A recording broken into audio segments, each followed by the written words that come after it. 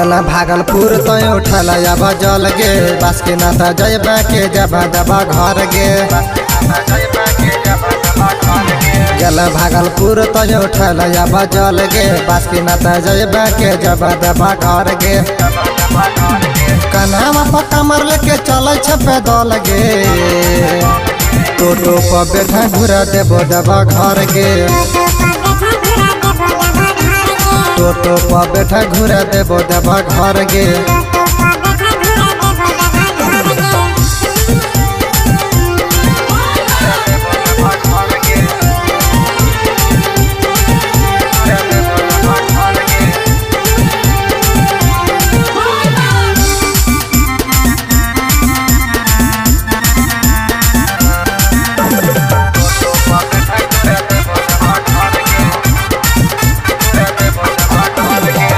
बमा जयबा की बोल बमा जयबा गेरुआ कलर छोड़ी सूट पहने जयबा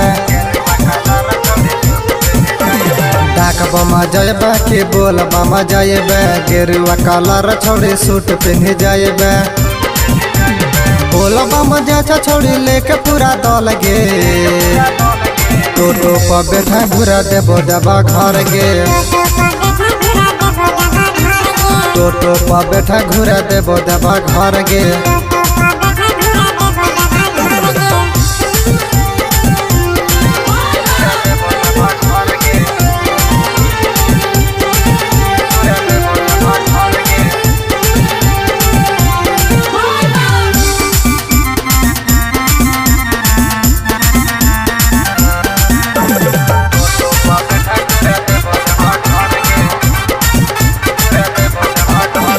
डाकबम में सेवा मिलते बोलबम में बागे घोड़ा बादा रद करत किनिक देबो दबागे डाकबम में सेवा मिलते बोलबम में बागे घोड़ा बादा रद करत किनिक देबो दबागे भव्य सिंह मुकेश जत साथ दबा घर गे टोटो पर बैठा घुरा देबो दबा घर गे टोटो पर बैठा घुरा देबो दबा घर गे।